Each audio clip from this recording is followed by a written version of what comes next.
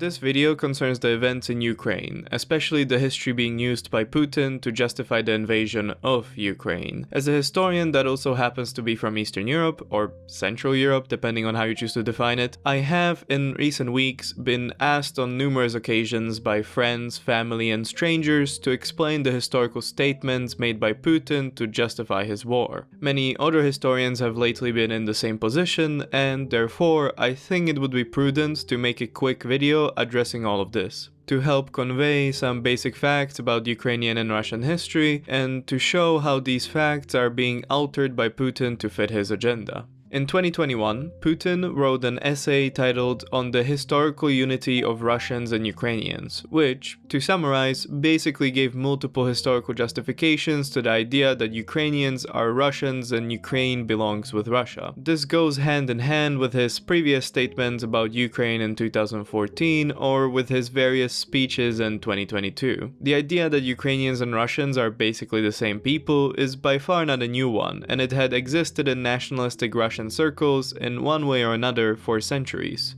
To explain all of this, however, one has to start with the polity that all modern Eastern Slavic nations trace their national and often ethnic origins to the Kievan Rus. The Kievan Rus was an early medieval Eastern European polity existing roughly from the late 9th century, centered around the city of Kyiv. I have already addressed the formation and history of the Kievan Rus in my video on early East Slavic history, so I won't talk about it in detail here. But the important factor to comment on here is that it would be wholly inappropriate to talk of the Kievan Rus as Russian or Ukrainian or purely Slavic. The Kievan Rus, just like many early medieval polities, was a multi-ethnic kingdom composed of many different people groups. There were Vikings from today's Sweden called Varangians, there were various Finno-Ugric tribes, various Euro-Asian, Turkic, Iranian and other nomadic tribes, there was a Jewish community of traders, and even the various Eastern Slavic tribes, which were the majority population of the Kievan Rus, saw themselves as different from each other. There did not exist some kind of a universal Eastern Slavic kinship. Slavic tribes were just as likely to fight each other as they were to fight other people. Kievan Rus would eventually fall in the first half of the 13th century due to internal fracturing and power struggles and external invasion by the Mongols. Therefore, speaking of the Kievan Rus as anything else than the product of its time, a kingdom of many, often bickering Eastern Slavic tribes, a kingdom comprised of multitude of different peoples, a kingdom which slowly fractured apart and was conquered by the Mongols, would be inappropriate if not outright wrong. In the 14th century, and a bit in the 15th century, most of what is today's Ukraine, including Kyiv, was conquered by Poland and Lithuania. For the next roughly 400 years, these lands evolved and developed in culture, language, art, etc. under Polish and Lithuanian control. During the same time, the Mongols, or as they came to be known in Eastern Europe, the Golden Horde, remained in control roughly east of the Dnieper Bend. Here, the Mongols exerted power over the local population and enforced tribute payments from the various local towns and villages. One of these towns was the wooden trading post on the banks of the Moskva River, known as Moscow. Moscow over time became the center of an increasingly powerful principality which bore the name of its capital city, Muscovy. Muscovy eventually grew more powerful than their Mongol overlords and through a series of conflicts became independent in 1480. From there, Muscovy grew more and more powerful with ever-expanding military conquests. With this expansion, Muscovy began to style itself more and more as a kingdom of not a Rus people, but of the Rus people. To explain, since the time of the Kievan Rus, the word Rus was just used to identify all Eastern Slavs. It wasn't supposed to denote any single Slavic peoples, it was used just as a classification for all Eastern Slavic people. In essence, the words Eastern Slavs today are used the same way the word Rus was used back then. So Muscovy's increasing styling of itself as the nation of all the Rus meant that they began to create an idea that all Eastern Slavs belong under their control. This is evident, for example, when in the 16th century, Ivan the Terrible, following in his grandfather's footsteps, assumed the title of Tsar and Grand Duke of all Rus. No longer was Muscovy just Muscovy, a duchy of a single Rus peoples. It was now the Tsardom of Russia, literally meaning the empire of all Rus people, or, in other words, all Eastern Slavs. This way, the country that over time just became known as Russia could start to justify wars with their Western neighbors in the name of unifying all the Rus. Even if all the Rus, or all Eastern Slavs, did not and still do not see themselves as the same people, just like, for example, all Western Germanic speakers don't necessarily see themselves as all the same people. By Muscovy styling itself as a polity of all the Rus, as Rossiya, or Russia, it harkened back to the kingdom of the Kievan Rus and its historical borders. Muscovite Russia went to great lengths to try to convince people of Kievan Rus Muscovite Russian continuity, even though, as we discussed, talking about the Kievan Rus in any other context than it being a product of its time which got conquered by the Mongols would be wholly inaccurate. So when Putin talks of Ukraine as a place where Russia began on account of the Kievan Rus, and therefore should be part of today's Russia, he's talking about the made-up Muscovite Russian concept that regards modern Russia as the successor to the Kievan Rus, which has no actual basis in history.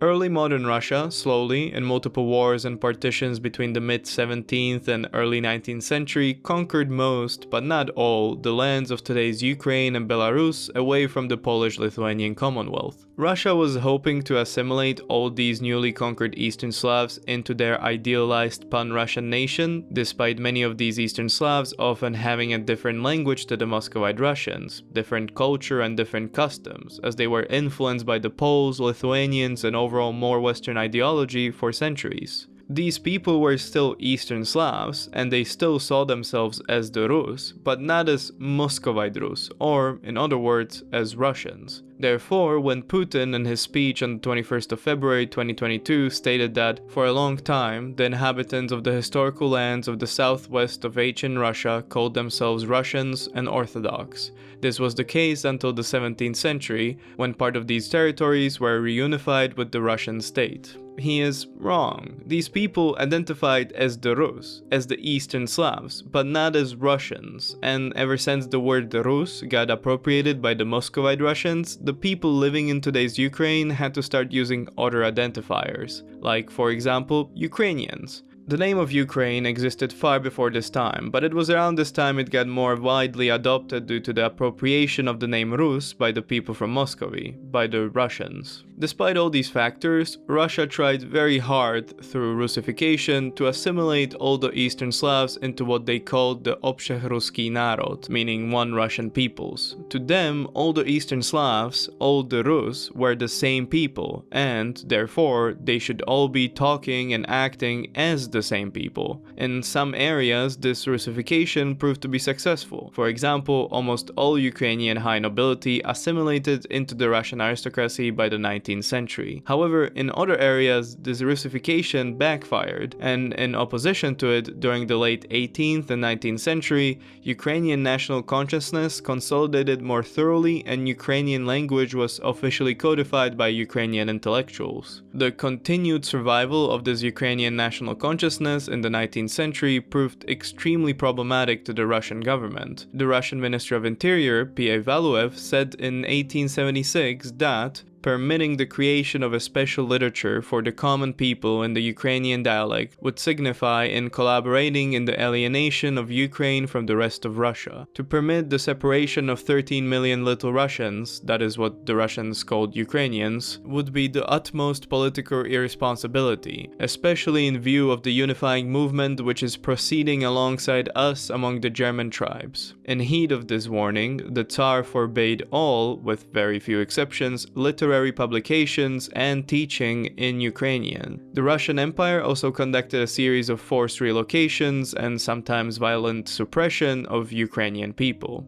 Many Ukrainian thinkers, therefore, fled to Western Ukraine, which was part of the Habsburg monarchy. Here, Ukrainian culture and language wasn't suppressed as much, and, in fact, it was seen by the Austrians as a beneficial counterbalance to the Poles living in Austria. Therefore, much of Ukrainian literature of the late 19th century came from Western Ukraine, and this literature was often smuggled into Russian-controlled Ukraine, which continued to be under harsh Russification pressure well into the First World War. The Russian Empire lost lost the First World War, and in the aftermath of this loss, Russia fell into civil war. Putin, again in his 21st of February speech, stated that modern Ukraine was fully and completely created by Russia, more precisely Bolshevik and Communist Russia. This process began almost immediately after the revolution of 1917, and Lenin and his associates did it in a way that was extremely harsh on Russia, separating, uprooting part of its own historical territories. Nobody asked the millions of people living there what they thought. Now, taking aside the fact that, as we discussed,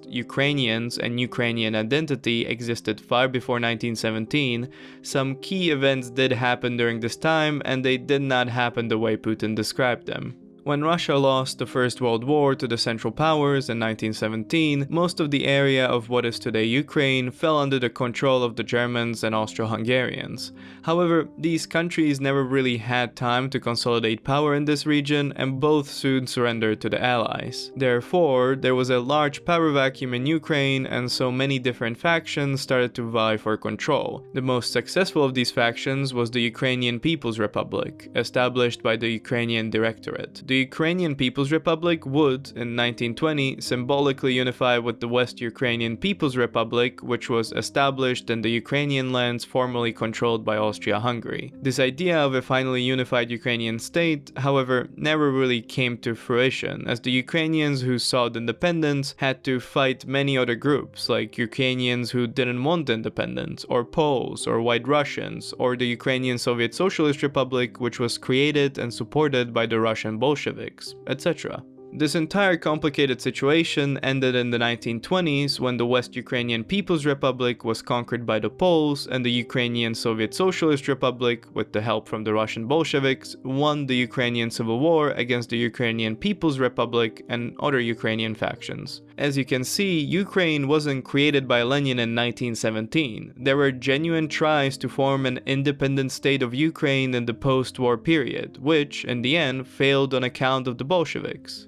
Nobody asked the millions of people living there what they thought, because what many of them thought was that they wanted an independent Ukraine. The mere fact that Lenin, along with the Bolsheviks, established the Ukrainian Soviet Socialist Republic shows just how different Ukrainians were to the Russians. The Russian Bolsheviks simply couldn't have controlled Ukraine by merely annexing it. The Bolsheviks had to establish and support an internal Bolshevik movement within Ukraine in order to gain control of it. After winning the Ukrainian Civil War with the help from the Red Army, the Ukrainian Soviet Socialist Republic joined the USSR. The way the new Russian Soviet state was going to be run was a matter of strong debate among the Bolsheviks. In the end, a federative solution was chosen. In accordance with this solution, a People's Commissariat of Nationalities, or just Narkomnats for short, was created, whose job was to make the most accurate federal divisions within the Union of Soviet Socialist Republics, or just the USSR for short.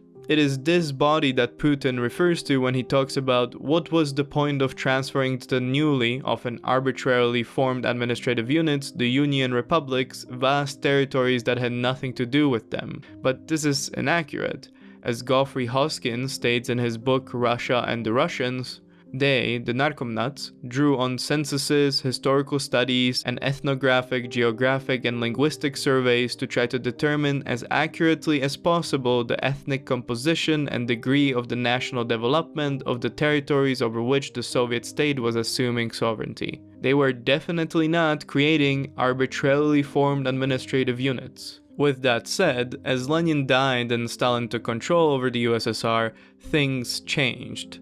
For one, a more direct centralization of power occurred, and the Russian Soviet Federative Socialist Republic, or just Russia for short, which was the largest and most dominant political power in the USSR, came to, for all intents and purposes, dominate the whole of the USSR and all of its other constituents. In the context of centralizing power, in Ukraine specifically, Stalin's infamous purges often targeted the Ukrainian Soviet Socialist Republic, as one of his principal aims was to disrupt ethnic patronage systems and break down the local resistance to orders from Moscow. On top of that, his economic reforms caused one of the worst famines in history called the Holodomor, which disproportionately affected minorities in the USSR like the Ukrainians, Kazakhs, Tatars, etc. There were also many killings, imprisonments, and forced resettlements of Ukrainians who refused to comply with the Soviet state. The Western Ukrainians in Poland were faring slightly better than their Eastern counterparts, but not by a lot. Ukrainians were often looked down upon by the Poles, especially after Poland had to fight the West Ukrainian People's Republic over land which the Poles deemed as rightfully theirs. Due to this negative Ukrainian sentiment in Poland, many laws were created that hindered Ukrainian social development and resettled Polish farmers in areas populated by a Ukrainian majority. All this resulted in that, when World War II started and the Nazis began to occupy Eastern Europe, Ukrainians welcomed the Germans as their liberators. Putin referred to this in his declaration of war speech, stating that they will undoubtedly try to bring war to Crimea just as they have done to Donbas, to kill innocent people just as members of the punitive units of Ukrainian nationalists and Hitler's accomplices did during the Great Patriotic War. This statement, again, is not completely true. Yes, Ukrainians did initially welcome the Germans as liberators, and yes, there were Ukrainians who collaborated and helped the Nazis, but that isn't the full picture. For one, every occupied country in Europe had some Nazi collaborators. The French, the Slovaks, the Czechs, the Poles, even though they like to deny it, and even the Russians all had Nazi collaborators. However, these collaborators do not represent the majority of the population in these countries. The initial Ukrainian sentiment towards the Germans as their liberators quickly faded away as it became clear that the Nazis saw the Ukrainians, along with other Slavs, as inferior human beings, as Untermenschen. Reichskommissar Erich Koch, who was in charge of governing occupied Ukraine, stated, "There is no such thing as a free Ukraine. Our aim is to ensure that Ukrainians work for Germany." To this aim, able-bodied men and women, including adolescents, were rounded up and deported to work as slaves in German factories and mines. Anyone who resisted was publicly hanged as an example. Several million citizens of the occupied regions of the USSR worked for or collaborated with the Germans, either as soldiers or as civilians, but that was usually because the alternative was violent death. Many Ukrainians became sick of being occupied by the Poles, the Russians, and the Nazis, and formed partisan groups which at their height consisted of over 100,000 people. These partisan groups were often loosely unified, as some groups waged guerrilla warfare against all occupiers like Poles, Soviets, and Germans, while others collaborated with one of these factions against the other ones. Flip-flopping between the factions was also not uncommon. The goal of all these partisan groups was to create, in one way or another, some kind of an independent state of Ukraine. To achieve this goal, they fought with sometimes inexcusable brutality, with some partisan groups conducting ethnic cleansing. Some of these partisan groups continued to operate after the war ended, fighting well into the 1950s. So when Putin stated in his declaration of war speech that the people living in territories which are part of today's Ukraine were not asked how they want to build their lives when the USSR was created or after World War II,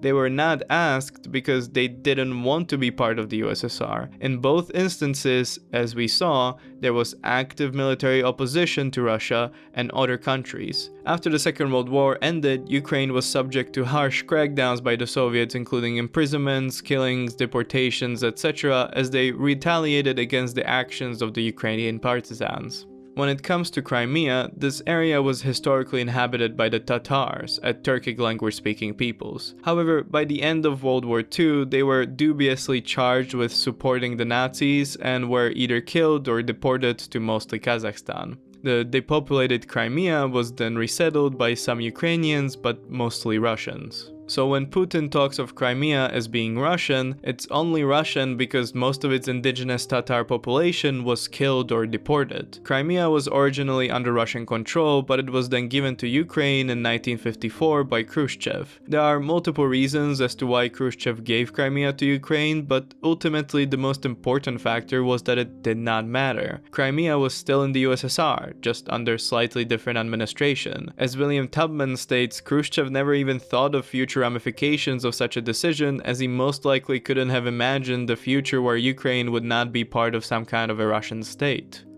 With all that said, after the death of Stalin, the Cold War period finally brought some relief to Ukraine. This is not to say that Russification efforts went away, no, but they did become more passive. For example, like giving preferential treatment in the government or the workplace to Russian speakers over Ukrainian speakers. Active Russification, like the aforementioned resettlements of Ukrainians, became largely a thing of the past. Although, with that said, any kind of formation of nationalistic Ukrainian movements during this time was still harshly cracked down upon. Ukraine during this time also saw large-scale industrialization. This industrialization was often followed with an influx of Russian migrant workers, mostly to cities like Kyiv, Luhansk, Kharkiv, etc. This, along with the centuries-long Russification efforts, meant that Ukraine, by 1990, had a sizable native Russian-speaking population. Native Russian-speaking, however, did not, and still does not, always mean Russian identifying. There are plenty of native Russian speakers in Ukraine that identify as Ukrainians, I personally know one of them,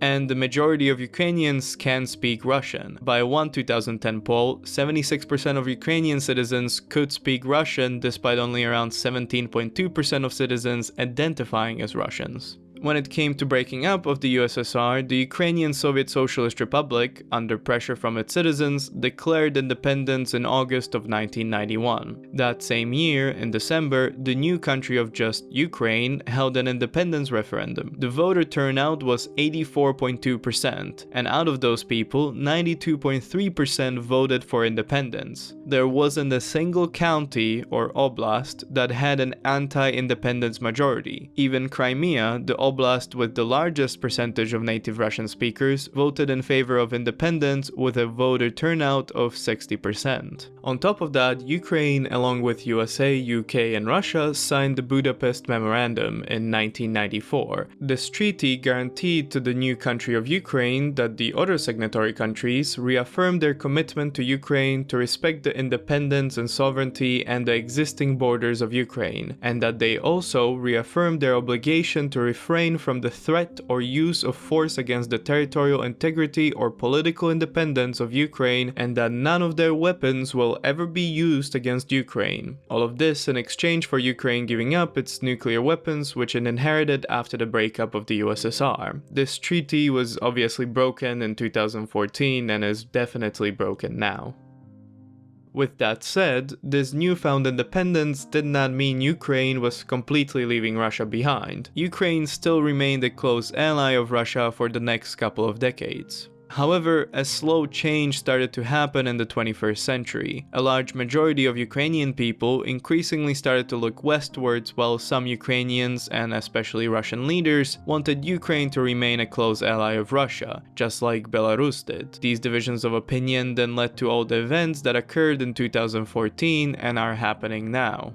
Lastly, I will talk about language in Ukraine. The language laws that have been adopted by Ukraine since the 2014 crisis have been swayed by increasing Ukrainian nationalistic sentiment. The threat of Russia in the 2014 crisis made Ukraine rethink its quite bilingual stance on the Russian and Ukrainian languages. After all, as stated before, 76% of all Ukrainians could speak Russian, and Russian was still sometimes used by ethnic Ukrainians for communication. However, the increasing threat of Russia to Ukraine made the use of Russian fall out of favor, and, therefore, its language status became increasingly sidelined in favor of Ukrainian, with 3 controversial language bills passing in 2014, 2017, and 2019. Despite Putin's claim to protect people who have been subject to bullying and genocide by the Kiev regime, especially as he refers to the language laws, this is not the case. The language laws were harsh, and that's why their passing to law was controversial, but they by no means are causing a genocide or an active eradication of Russian, or any other minority language in Ukraine. Russian, along with 17 other languages, is still a recognized minority language in Ukraine, and as such, it can still be taught in schools, used for plays, newspapers, music, books, etc. It just can't no longer do that in place of Ukrainian, meaning news sites in Russian will also have to have a Ukrainian version. Schools teaching Russian will have to also teach Ukrainian, and perhaps most controversial, students are only given the right to study the language of the respective indigenous people rather than in the language of their minority. With that said, other things like theater shows can remain in Russian or any other minority language, and minority language bookstores can operate just as normal. In the end, yes, the language laws are harsh, and there was a backlash against them in Ukraine and in neighboring countries, but they are not genocide by the Kiev regime. People can still teach these minority languages and can even ask for funding from the Kiev government to do so. The people who are actually oppressed the most by Ukrainian language laws aren't Russians, but Rusins living in Transcarpathia. This is because despite Rusin being recognized as a minority language in most Eastern European countries, in Ukraine it is only seen as a Ukrainian dialect and, therefore, not worthy of a minority language status. So, unlike Russian, it does not get the privilege of publishing its own books, teaching its own classes, printing its own newspapers, etc. As Elaine Rusinko states, today in Ukraine, Rusin newspapers do not enjoy any support from the government, unlike the publications of many other national minorities, and Rusins are not even allowed to establish Saturday or Sunday schools where they might be taught their own language and culture, unlike other minority languages in Ukraine. What is interesting here is that Putin, in his paper on the historical unity of Russians and Ukrainians, did mention Rusins as distinct from Ukrainians and allegedly even supports Rusin independence movements. But all of this is purely a political play by Putin, and the goal of all Rusin movements at the moment is not to secede from Ukraine, but to restore autonomous status within its framework. In the end, Ukraine is not a saint. Ironically, there are no saints in history, but all the historical statements used by Putin as propaganda to justify the current war are, as shown, historically inaccurate. Putin's statement of "I think that the Russian and Ukrainian peoples are practically one single people" peddles centuries-old Russian propaganda of a unified Rus people, despite such a thing never existing in history. To anyone who has been affected or knows people who have been affected by the war in Ukraine and are trying to escape to neighboring countries, in the description of this video I have tried to give as many links and phone numbers to Polish, Slovak, Romanian, etc. organizations that are trying to help all Ukrainian refugees. Hopefully this video was helpful in dispelling some of the falsehoods out there about the history of the Ukrainian and Russian relations. Of course, this video could not have been all-encompassing, but I tried to at least address all the major points. As always, there's more information and corrections in the pinned comment. You can also download my scripts for free on Patreon, which have all the sources in it. This video is not monetized, because I didn't want it to be. However, this video, along with all the other videos on my channel, has been brought to you with the support of my kind patrons. Special thanks to this month's Deity tier patron, Daniel Garza. As always, my name is Emlaser, and stick around for history.